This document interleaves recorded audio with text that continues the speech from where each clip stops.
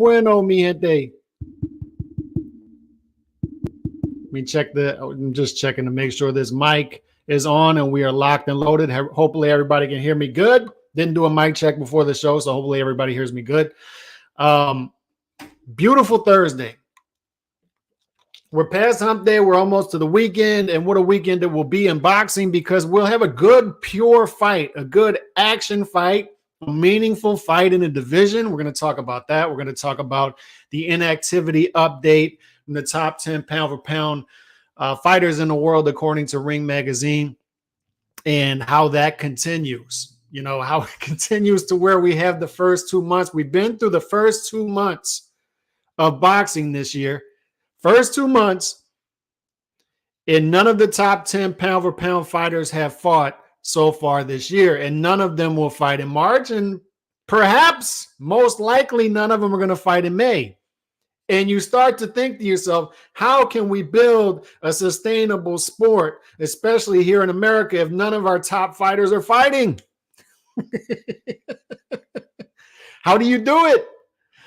So shout out my guy, Team Batman Boxing in the building. Hit that like. If you do one thing, hit that like button as you come through. Hit the X, then hit the like, and then bring the chat right back up. And I'll be relying heavily on the chat today.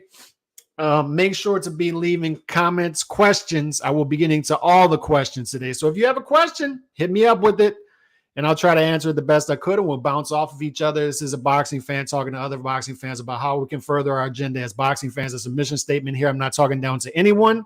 I am talking with you. We are all equal here, trying to dialogue as boxing fans, bounce ideas off of each other, and make sure to be leaving those comments and leave questions today. We're going to get to all the questions today. Shout out my guy, Remy. Remy's always in the building. Remy, king of the old school cars, I believe out in Cali. So down south love over to the West Coast where Remy's at. Appreciate everybody that's coming through and been supporting from U.S. to Asia to wherever, man. Shout out to everybody. And did y'all see Chavez Jr.'s back in the gym? Chavez Jr. wants some of this exhibition money. And life would not be complete if Jake Paul and Chavez Jr. do not fight at some point. That's the fight that we've all been waiting for, even coming off a loss. Give me Chavez Jr. versus Jake Paul. But this is the fight we need to talk about. And I want to make things perfectly clear. We talk about the meaningful fights here. And the good channels out there, I appreciate the big channels out there who could easily talk about the big things in boxing and leave other stuff alone, not get in the weeds. But I appreciate the channels out there talking about fights like this weekend, Figueroa versus Magsayo, because you're going to see 95% of the channels out there, content creators, not even touch this fight. They're going to be talking about, why isn't Bud and Arrow fighting each other? Why don't they fight each other? Bud's ducking Arrow. Arrow's ducking Bud. For the love of God, you dudes get tired of talking about the same stuff, but the clicks are there, right? The clicks are there. The clicks are there. They're going to follow the clicks instead of talking about what's meaningful. And what's meaningful is the fights. We need to get back to our roots. We need to get back to talking about the fights. When they give us meaningful fights, when they give us entertaining fights on paper, fights that are going to be a war, you talk about those fights and you get excited about those fights, because the behavior that you reward is the behavior you're going to get more of. The behavior that you ridicule, you'll get less of. We need to be more consistent about what we ridicule, about what we praise, and we'll get more of what we praise. Shout out my guy, Bruce Gass. He's been killing it over there on this channel. Go sub to him. If you sub to me, go sub to him. And Bruce, we got to get up, man. We still need a collab. So we'll get that settled and we will collab. But shout out to my guy, Remy. Appreciate this. But this is what the YouTube community used to be 10, 11, 12 years ago. Everybody would have done a video on Figueroa versus Magsayo. Prediction video, preview video, post-fight video. And it was tougher to download than upload videos. When it became easier, when the smartphone made it very easy for guys to do videos. Then it became a saturated market. And then people started to put out trash content that's hard to swim through. So reward the channels out there, the good ones out there. And I'm not talking about myself. I'm talking about the good channels out there who talk about fights like this, because this is what the YTBC used to be. We need to get back to our roots when we're talking about fights and good fights in particular. Get these guys their praise. Magsayo and Figueroa are behaving like fighters here. So let's praise him. Brandon should get this one. In another fight, this is going to take years away of his career, going to entertain, though. Shout out Chauncey Pearls. Typically, Filipinos have Mexicans' number. Forget Pacquiao. I'm talking guys like Luisito Espinoza, Valoria, Jesus Salud, etc. Good luck to Brandon. Yeah, it's another one. And these Mexican versus Filipino fights, man, they're good. They're generally good fights. Generally scrappy fights. UFC in this good fight weekend for combat sports fans. And this is a good fight. So let's look at the betting odds real quick. Brandon Figueroa is a 3-1 favorite over Mark Magsayo. Why is Brandon Figueroa a 3-1 favorite over Mark Magsayo? A lot of it has to do with Brandon Figueroa's resume. And both of these guys have good, meaningful wins on their resumes. Brandon Figueroa, what he did at 122, and him arguably beating Stephen Fulton Jr., who a lot of people consider a top 10 pound-for-pound guy. A lot of people consider him being the best pure boxer in the lower weight classes and one of the best pure boxers in the sport of boxing. Brandon Figueroa sped him up. Stephen Fulton Jr. was forced to fight a fight in which he did not want to fight going in. He was forced to speed up. He was forced to throw more punches than he generally throws. He was not able to slow Figueroa down. Figueroa, what that tells us is Figueroa can speed anyone up. Mark Magsayo doesn't need to be... Mark Magsayo is going to invite that type of fight. He's going to invite that type of fight. He wants that type of fight too. Mark Magsayo is a bulky guy, a strong guy, an awkward fighter, and he can bang too. And he's a guy who wants to fight on his front foot too. Both of these guys want to fight on the front foot. Both of these guys want to take each other's heads off. Figueroa is more polished though. He's more polished. He's shorter with the shots. Magsayo is wider, but that doesn't always work out to Figueroa is going to have more success. A lot of times, look at Maidana versus Mayweather for one instance. A lot of times, the more awkward puncher, the wider puncher has success, like Maidana had in that first fight. Magsayo is an awkward fighter. Magsayo is a guy that people continue to undervalue throughout his career. Lost to Ray Vargas, but what is Ray Vargas? Ray Vargas, a guy who went up to 130 and lost to O'Shake Foster, but he moved up, right? He took a chance. But at 126, if you look at Ring Magazine's ratings, Ray Vargas is still number 2 in the division behind Mauricio Lara. Mark Magsayo is number 4. So what does this do? It introduces Figueroa to 126, and it introduces him in a harsh way. Like if he fights, he's going to fight Magsayo on Saturday. He's fighting a top 5 126 pounder. This is a deep division full of good fighters. Mark Magsayo is 4 or 5 in the division. No matter what you want to say about him, he's 4 or 5 in the division. He's top 5. He's an awkward guy. Yes, he lost to Ray Vargas, but Ray Vargas is a top 2 or 3 guy in the weight, an awkward fighter himself.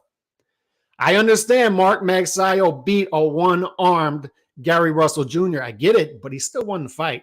It's still on his resume. Gary Russell Jr. was the most talented, as far as raw talent, fighter in that division. Magsayo has wins. Magsayo has done better than what people expected going into fights consistently, other than the Ray Vargas fight, right? So what I'm saying is expect to continue to see that. Expect to continue. When you see 3-1 odds, just expect that Magsayo is one of those guys like a Battle Jack, like a Carl Froch, that's going to continue consistently be undervalued going into fights. And he's undervalued at 3-1 here. Shout out my guy Nando, D-Style in the building as well. Appreciate you swinging through. Salute Calix, Chauncey, OG, Bruce Gas, Remy, JC, everyone. And appreciate you, Nando, rolling through on your work day. And like I said, we're just going to be talking about the fight today and some pound for pound list and inactivity and any questions you have out there. Put your questions in the comment section and I'll get to them today. I will get to them. Leave your comments in the leave your questions in the comment section. But the reason it's meaningful is we're going to have some resistance for Figueroa right away at 126.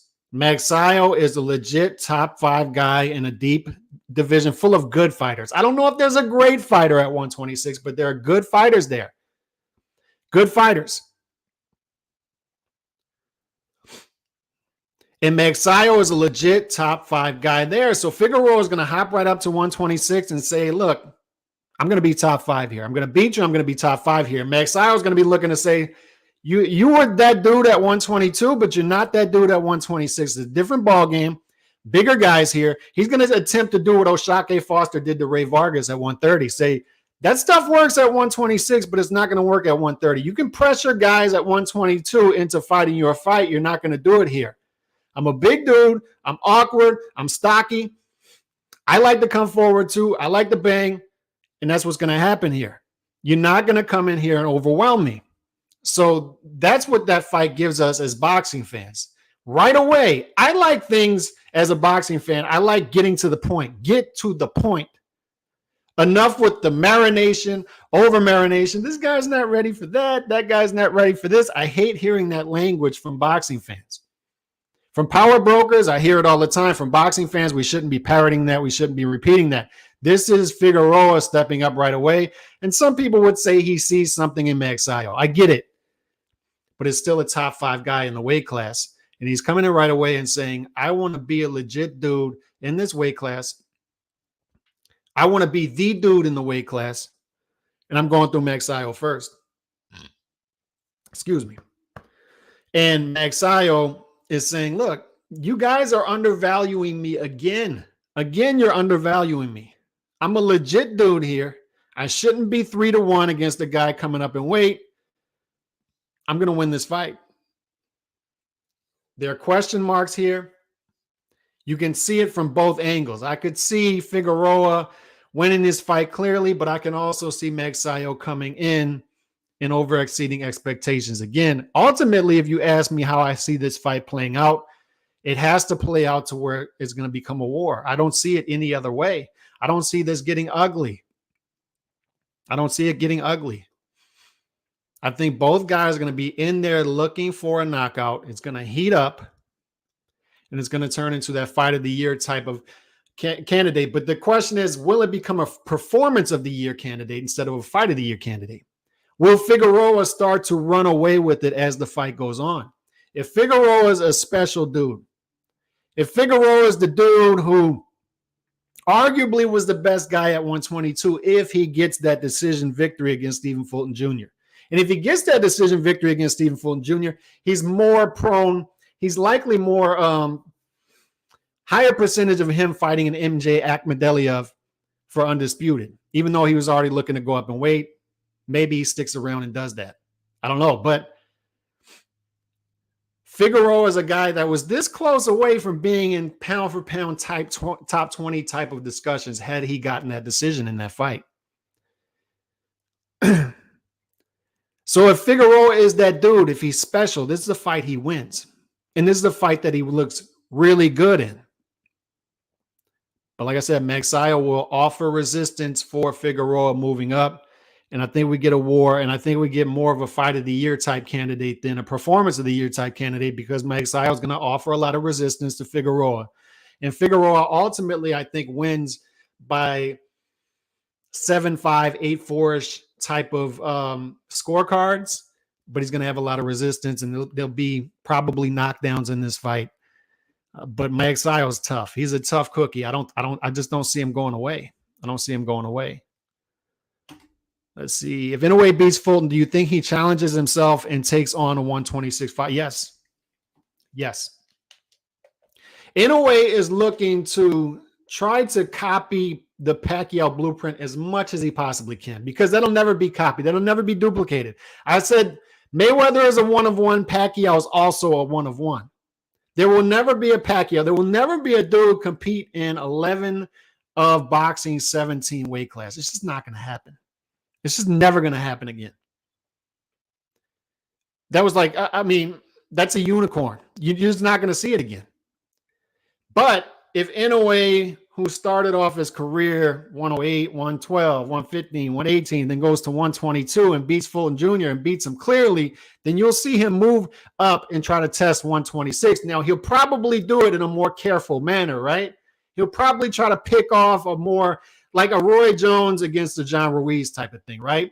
Where John Ruiz is a legit champion, but he's the weaker champ. He's the more beatable champion of the champions.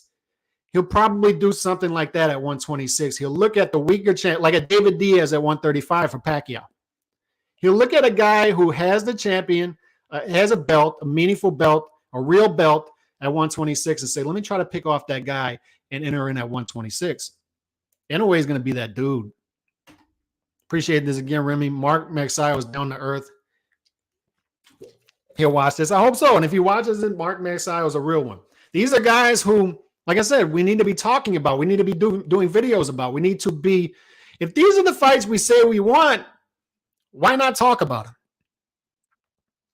And the reason I'm bringing this up is it's frustrating to go through the YTBC and see no talk of this, but then you see Errol versus Bud, Bud versus Errol. Who's at fault? Who's to blame? It's like, dude, do you ever get tired of doing those lives? Do you ever get tired of doing those videos? Let's talk about fights. We say we want fights. We say we want even matchups. We say we want entertaining fights. We say we want guys to come up, fight twice a year, possibly three times a year. That's what these guys are doing. They're taking on tough competition. They both have names on their resume. They both exceeded expectations in their careers. Brandon Figueroa, by the way, has a beautiful family and a lot to talk about. A lot to talk about. And we should be talking about it. We should be rewarding this behavior, and we'll get more of it. And I love this fight. It's a banger of a fight. But to answer your question on Inoue is definitely one of those dudes that's going to jump as high as he can. He's going to push that limit, right? Until, you know, when Pacquiao, it looked like he beat up on Margarito, right? But Pacquiao, after that fight, said, that's the hardest anybody's ever hit me. That's the hardest puncher I've ever faced. You know, that was a tough fight. It looked easier to us, but Pacquiao in there said that was tough. And he tested that limit. I think he fought 150 catchweight for a 154 belt, and he said that's it. That's as far as I can go. That's as far as I can go. 150 is like the edge of where Pacquiao could possibly go, because people were starting to talk about middleweight with Pacquiao. It's the same thing with Canelo. People were starting to talk about cruiserweight, Macabo. And then what happens? He faces Bivol, and we saw what happened. And you start to say 175 might be the limit there.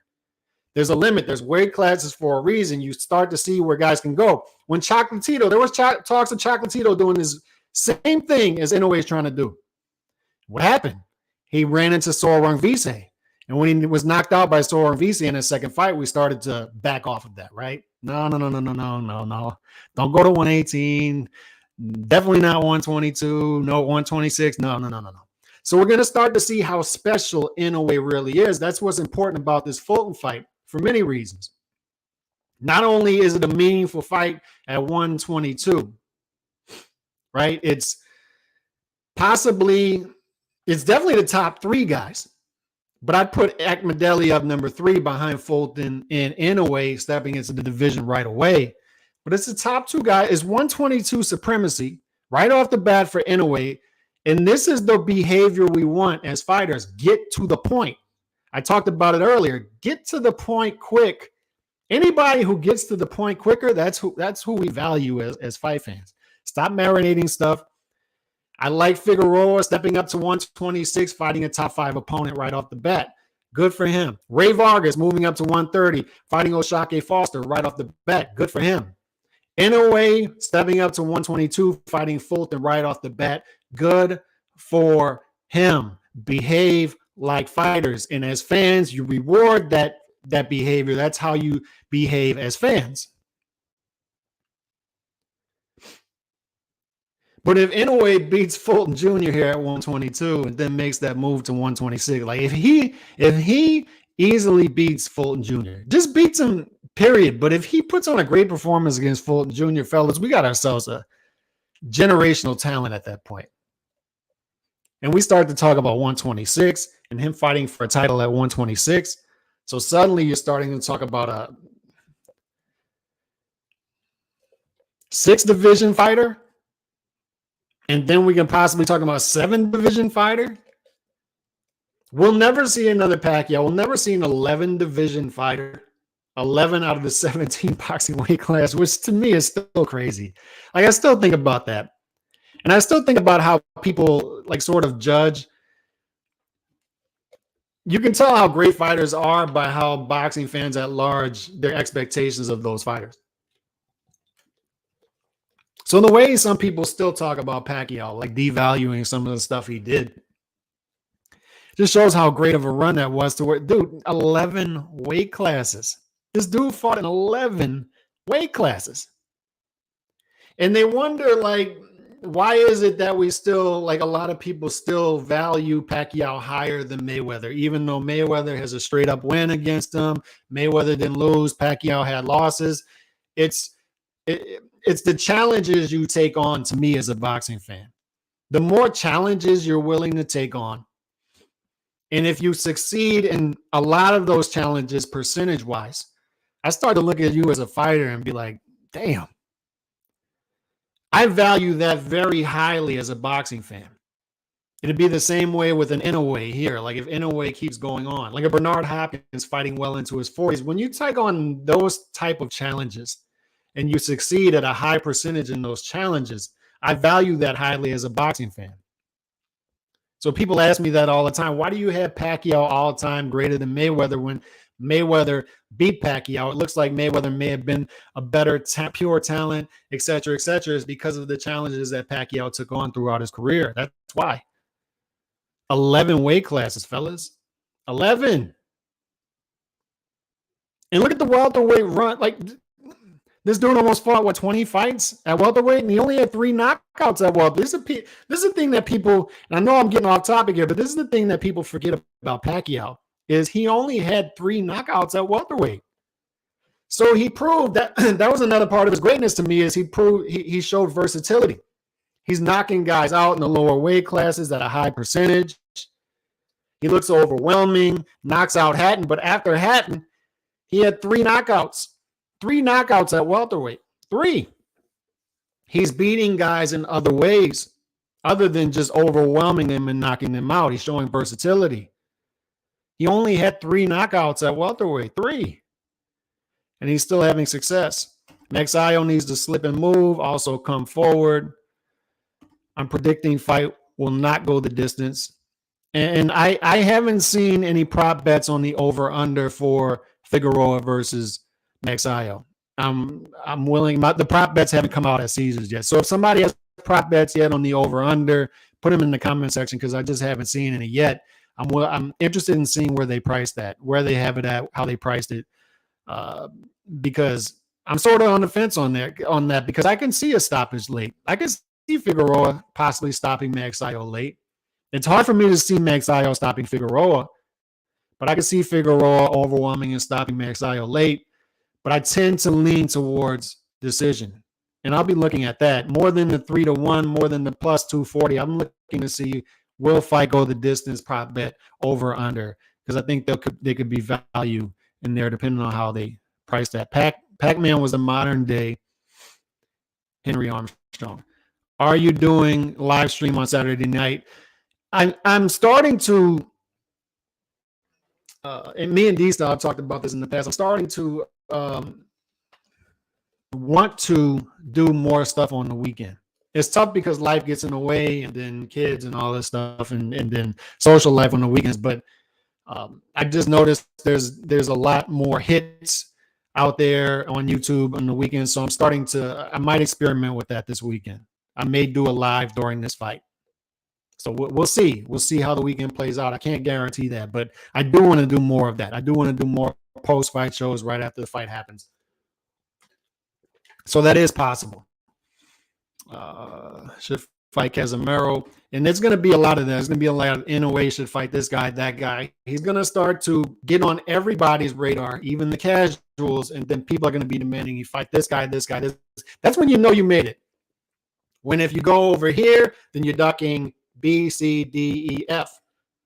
That's how you know you made it, right? Like we talked about this with the Canelo stuff, right? Canelo will fight this guy, and then that means he's ducking everybody else over here, right? You can only fight one guy at a time. But say a guy like Benavidez or Plant or Charlo or Andre, they're not ducking anybody, of course. It's the expectations. You know you made it. You know you're a superstar. You know you made it when you're ducking everybody. Yep. Yeah. I don't want to say it out loud. I do think Brandon will just slightly outwork him. Yep. Inoue will beat Fulton. Come on. I am not that confident in it. Fulton there's weight classes for a reason. We spoke about that. It's always intriguing to see a special fighter move up to see how far he can go. There will never be another Pacquiao. There's not going to be a guy shoot up the rankings or shoot up the weight classes like that. Pacquiao, Pacquiao spoiled us as boxing fans. But in spoiling us, we talked about that last night when it came to pound for pay-per-view stats. Mayweather and Pacquiao also, people started to think that 1 million pay-per-view buys was normal. It's not. That was an anomaly.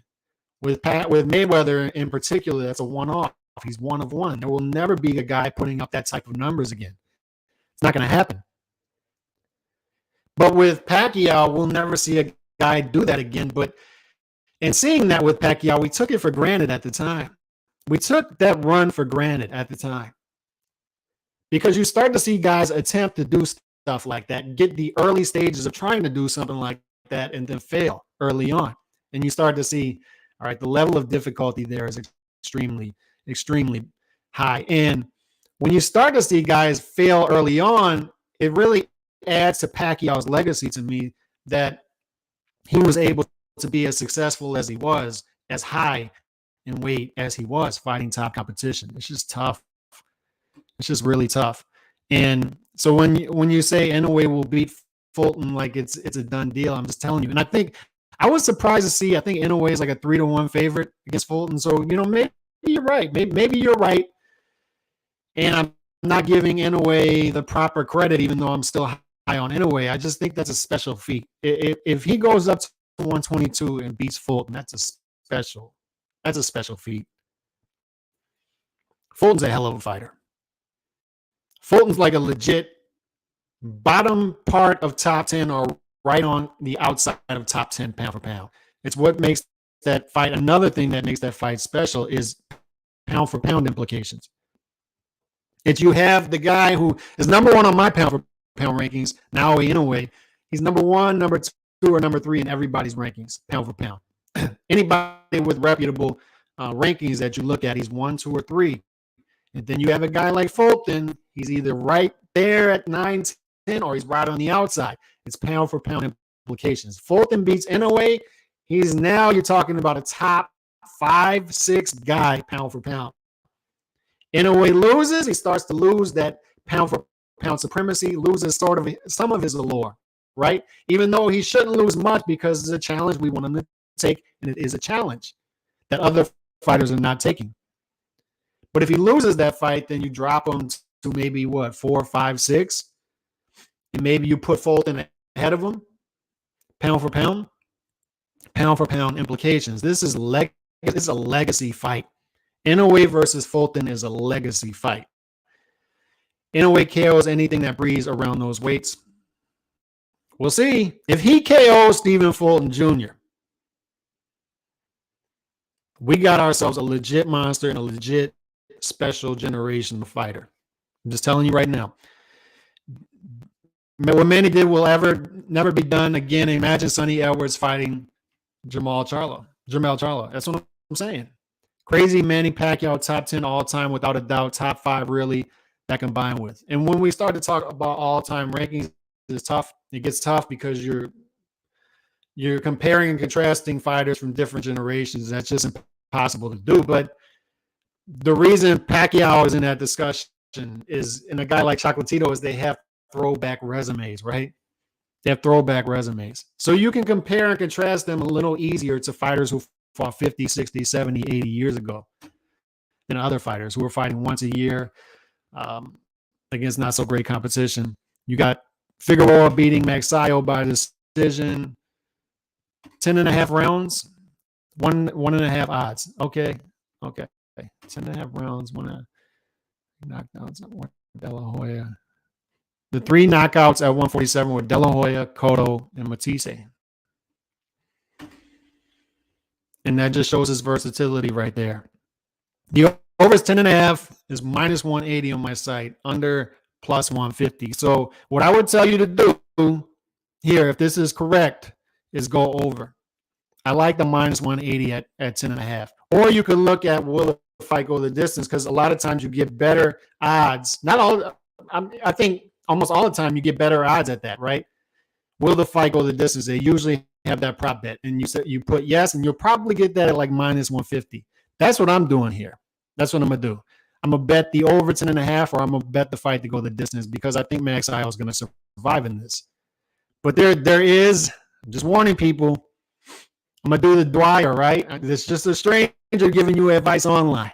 Go with your own thoughts, right? There is still danger in that, because a lot of leather is going to be laid in this fight. You got 2 guys coming forward, clashes of heads. There's a lot that can happen in this fight, but I am going with the over. I remember Fulton taking so many shots from Brandon. Obviously, he's more of a volume guy than Inoue, but if Fulton gets hit by even half from Inoue's fights, the fight's over. It's a great fight. No need to be dismissive of cool boy Steph. That's right. Fulton and Bud Crawford are arguably the most complete fighters currently in boxing. You could argue that. Mayweather wanted no part of Margarito, even with Top Rank offering him biggest payday to that date. Remember the video that's floating? I think it's still floating around YouTube of Margarito. Floyd Mayweather sitting here doing interviews, and Margarito walks behind him, shakes his hand, and Mayweather starts to look shook, right? And he's saying, let's fight. And then Margarito, they offered him $8 million for that fight. The fight never materialized, right? That's neither here nor there, but it's what I go back to. Pacquiao was willing to take some chances that other fighters weren't willing to take. I understand the catch weight. I get that. I understand that completely, but he still fought Margarito at junior middleweight, which is still insane to me. That's still insane for a guy that started off 105, 106 to move up to 150 and fight for a junior middleweight title. Good Lord. Money May fought Carlos Baldemir instead of Margarito. It's facts. Fight going the distance, minus 130. There you go.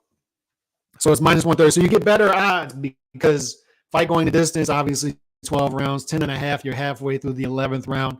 So just for that 1.5 rounds, you get better odds. So I don't think there's going to be a 12th round stoppage. The odds of that are very low. So why not just go, will the fight go the distance? And excuse me, by the way, I'm still on the other side of the stomach flu and getting gassy. So got to burp into the microphone every once in a while. But I want to touch on this as well. Besides the fight that's going to be great this weekend, and I'll have a short form video up this week, up tonight, by the way, 2 to 3 minutes on what I think is going to happen with Figueroa, Magsayo. We'll have a couple videos up before the fight, and we'll do either a live fight show during Figueroa, Magsayo, or right after, post-fight, hopefully. But this is top 10 pound for pound according to Ring Magazine. And there are a lot of pound for pound rankings out there. I tend to like Ring magazines, but a lot of them tend to mirror this. BadLeftHook.com, ESPN.com. But it does. The point is, it doesn't change much either way, because the inactivity, when we speak about inactivity, it's from top to bottom. It's not just top 10 pound for pound. Because somebody was saying, oh, if the fighters in the top 10 pound for pound, according to Ring Magazine, are not active, take them off the list. But who are you going to put on the list to replace them? Because those fighters are inactive too. But if you look at these fighters, the top 10, they've been inactive the first 2 months of 2023. So you say, okay, that's just 2 months. It's fine. It's just 1/6 of the year. The problem is it continues on with the trend that has been troubling over the past few years, in particular last year. And we've talked about that ad nauseum. 2022, the top 10 pound for pound, according to Ring Magazine, fought a combined 14 times, 1.4 fights per fighter. And it goes on as you get to top 50 box rec pound for pound. It's like 69 times that's top 50. So the average stays the same. If you take ESPN now does a top 100 pound for pound, it's like 130, 140, somewhere in between there. So that 1.4 stays the same. Top 10, top 50, top 100. I'd venture to guess you get the top 200, it stays the same. And it's now down to prospect level to where prospects are fighting 3 to 4 times per year, which is disgusting. It's disgusting. So look at this list right here. Alexander Usyk, nothing scheduled. Hopefully April 29th, but as of right now, I don't think that's going to happen. Possibly be back in May. I don't know. Now Inoue, likely back in late May against Stephen Fulton Jr. Bud Crawford, we don't know. Likely June. Errol Spence Jr., we don't know. Still likely June. Canelo Alvarez, that's the one constant here. We know Canelo's going to fight twice this year. We know that. He has that track record. So May and then in September. At least we got that going for us. Dimitri Bivol, hopefully before September, but we don't know. We don't know if he's going to come back in June before September. Vasily Lomachenko, hopefully May or June, but we don't know yet. Josh Taylor, we know early June now, scheduled. Jermell Charlo, injury, we don't know. Gallo Estrada, we don't know. And in fairness, some of these guys fought in December, so they're 2 months off, 3 months off. But that's the point. Like, in the past, it would be to where that cycling would be happening, right? To where you're 3 months removed from a fight. We're starting to get rumblings of your next fight, or your next fight is already scheduled. Guys are fighting within a 6-month period between fights. Guys are consistently fighting twice a year. 1997, the top 10 pound for pound fought a combined 29 times. The pound for pound king, according to Ring Magazine, in 1997, Oscar De La Hoya fought 5 times, 5-0, all 5 title fights.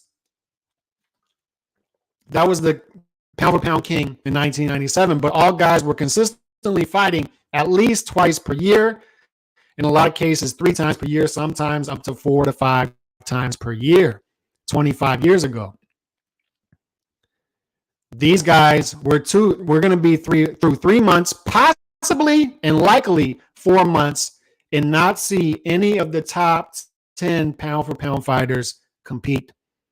And I ask this question: how do we have a sustainable sport when our top fighters are going 4 to 5 months at a time? Our top pound for pound fighters combined, collectively, are going 4 to 5 months without fighting, collectively. And I understand people are going to say, well, that just means we're going to have a hot summer, right? That just means we're going to have May, June, these guys are fighting. Yeah, that's fine. But then what happens after that? If they've gone 4 to 5 months dormant, they're likely going to go 4 to 5 months dormant again. So are we going to get to 14 fights collectively between these guys like we had last year? Are we even going to get to that?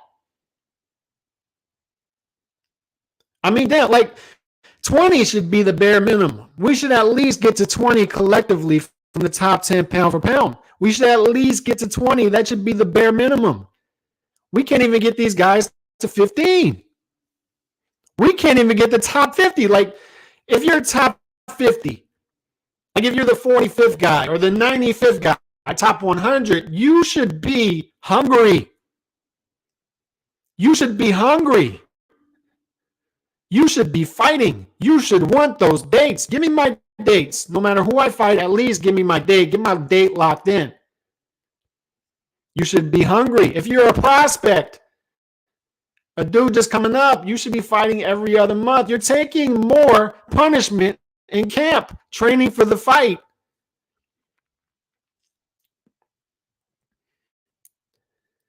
You have to be fighting. And these dudes aren't even hungry to be active. It's a red flag.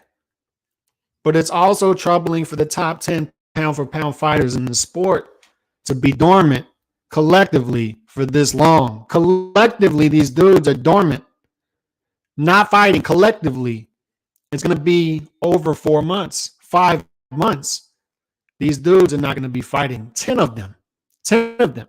We should have a pound for pound fighter fighting really every 3 weeks, 4 weeks in the sport. If we're looking at the numbers, these dudes are going 3, 4, 5 months collectively not fighting. Alexander Usyk fought once last year, fought once the year before that, likely going to fight once this year. Now Inoue, hopefully we get 2 fights out of him this year. At least he's going to fight in a legacy fight in May. Bud Crawford,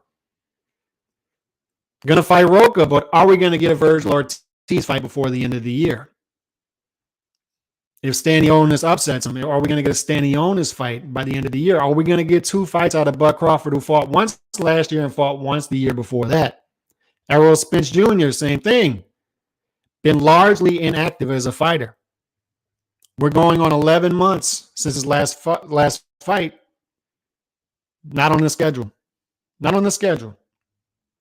Canelo Alvarez, like I said, he's been the one constant. He's the one guy we can trust on here to be active. We know he's going to fight in May. We know he's going to fight in September. We know that.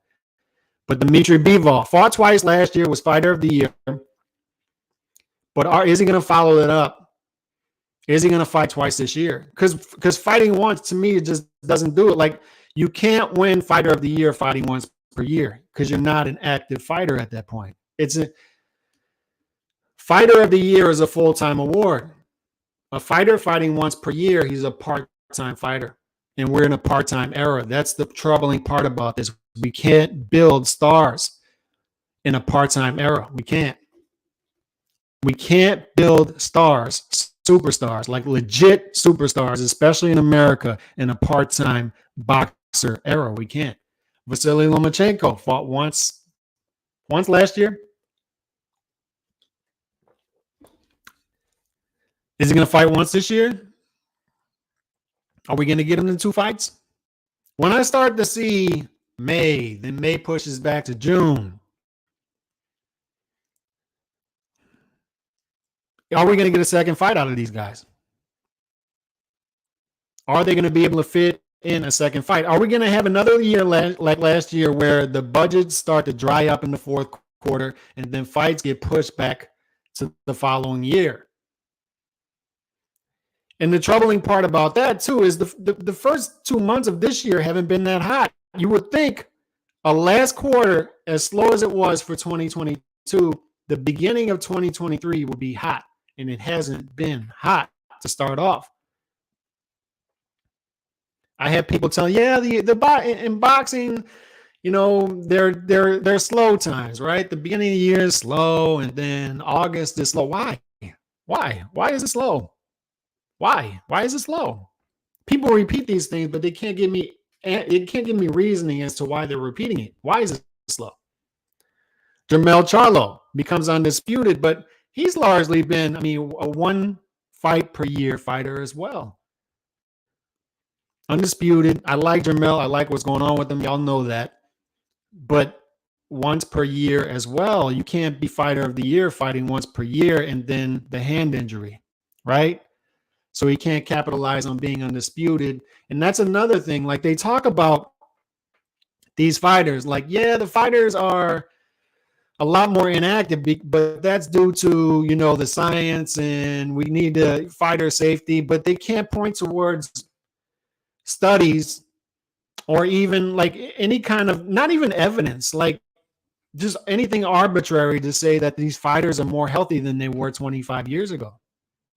They're overtraining and underfighting. Overtraining, underfighting. They're hurting themselves in sparring. They're hurting themselves in the gym. Almost all these fighters, when they get injuries, it's in the gym. It's not in the fights. So a guy like Mel Charlo, who's been fighting once per year, gets a hand injury in training. If you're fighting once per year, shouldn't your body be able to take more? That's what they tell us anyway. They're fresher, right? They're not sharpening their steel. They're not sharpening their swords. Gallo Estrada obviously fought, Chocolatito in early December, but nothing on the schedule for him yet either. So this is where we are. I mean, I'd like to see people's comments on this and all that stuff, but top 10 pound for pound fighters 2 months in, after only fighting collectively 14 times in 2022, 2 months in, collectively dormant, have not fought.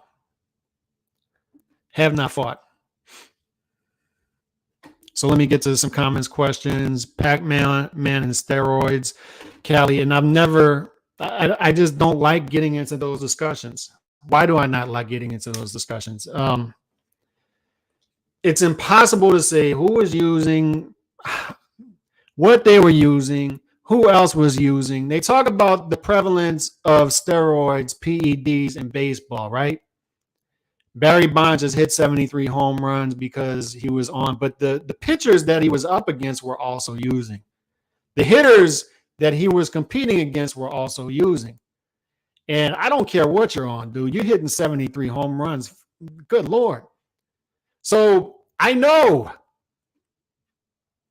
a lot of fighters were using during that time in the arms race, and I know they're still using.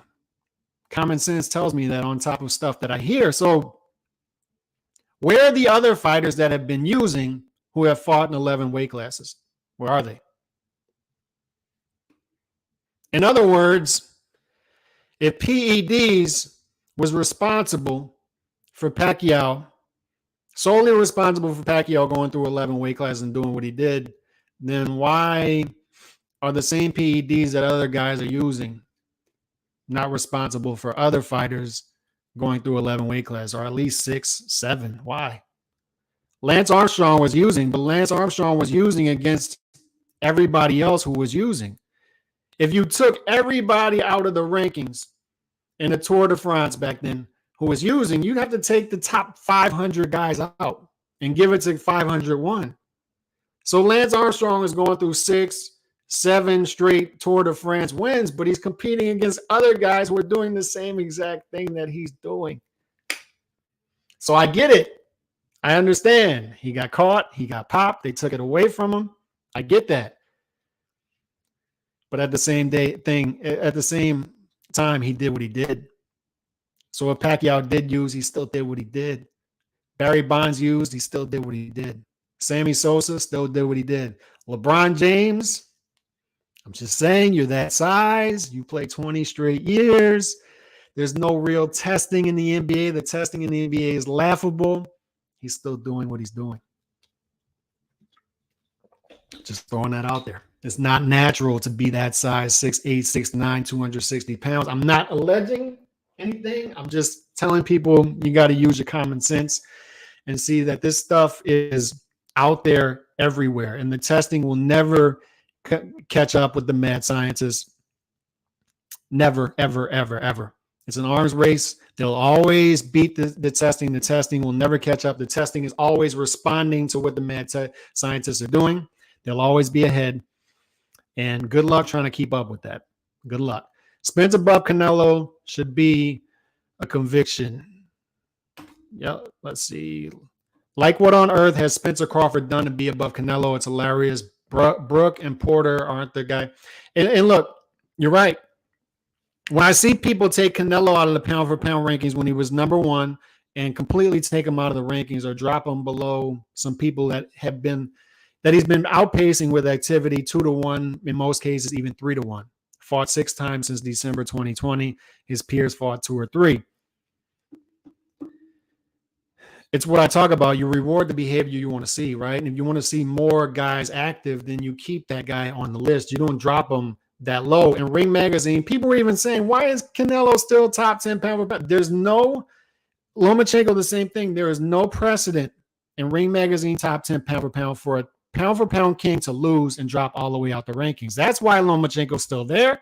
He was the pound for pound king. He lost. He dropped in the rankings, but he didn't drop out because the precedent says he stays. Same thing with Canelo. Same thing with Canelo. But I agree with you. Like, I don't see how Spence and some of these other guys stay above Canelo, considering how much more active Canelo is. And by the way, Canelo became undisputed. Yes, it was.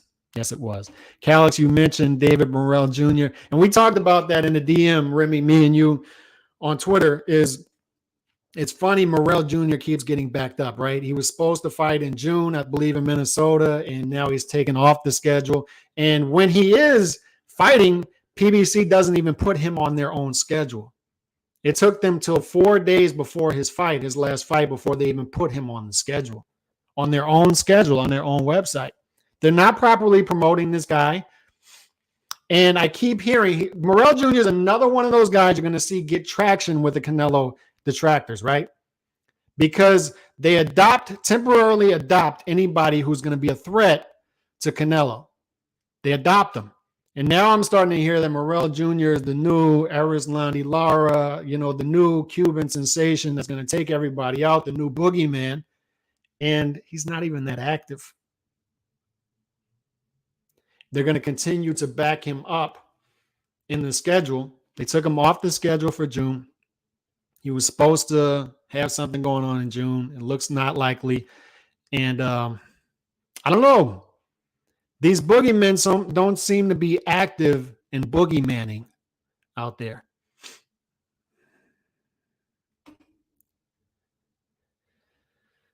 I got Figueroa breaking down Magsayo and eventually winning. I think you're in the majority there.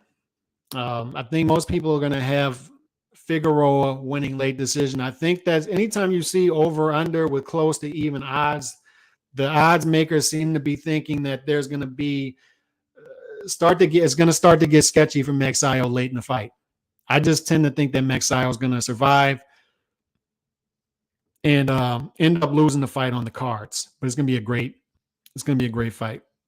Appreciate this, Batman Boxing. Inactivity impacts you.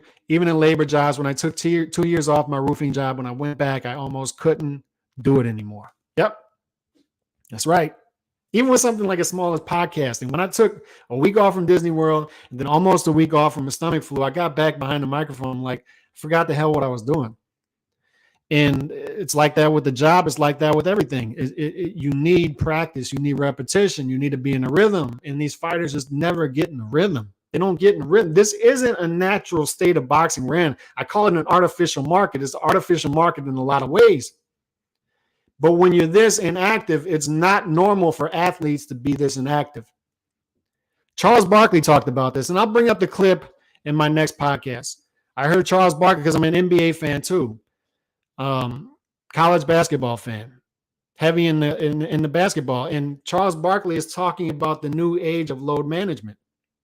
And he's like, you guys are being paid 30, 40, sometimes even 50 million per year. That's just salary. That's not even endorsements. And the fans are ultimately paying this salary. And you don't even care enough about them to go out there and compete with load management the way it is. Every 2 to 3 nights off, every 2 to 3 games, you got to take one off.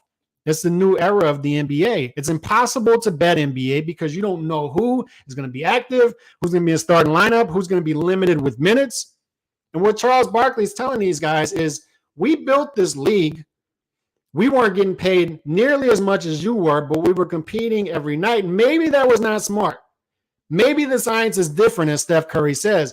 Maybe you guys aren't the one making this decision, but what Charles Barkley is ultimately saying is, how do you the reason that basketball is mirroring boxing and shrinking in the American market but growing elsewhere is American basketball fans, like American boxing fans, we expect from the past a certain type of activity, a certain type of effort from our athletes, and we're simply not getting it. Charles Barkley's telling these dudes, like, how are you going to feel as a fan? I know like Zion took all of last year off due to injury. And I know he could have came back earlier, could have played in the playoffs, but he took all of last year off. And then he's played like 5 games this year, maybe 10. And they're likely going to shelf him for the rest of the year again. And he's getting paid 25 to 30 million per year, whatever it is. And what Charles Barkley's telling these dudes is, if you're a fan, I know Pelicans fans who have done this. They get a 10-game star package, the 10 biggest stars in the league, Giannis, LeBron. They get that package, and then those guys, the teams come here, and then they don't show up. They're sitting on the bench in street clothes. Charles Barkley's telling them, how would you feel as a fan if you're paying this money to go to games and then the stars don't even show up? They're sitting there in street clothes. Load management is killing the game. And inactivity is killing the sport of boxing. Boxing will never die. It's an art form. It'll always be around. But inactivity is hurting badly, badly, badly, badly. You just can't have 4 to 5 months of the top 10 pound fighters being dormant. You can't have it. On that note, I will be back tomorrow and likely Saturday Night Live for Figueroa versus Magsayo. Look out for the short form content. I always appreciate y'all swinging through. God bless. Peace.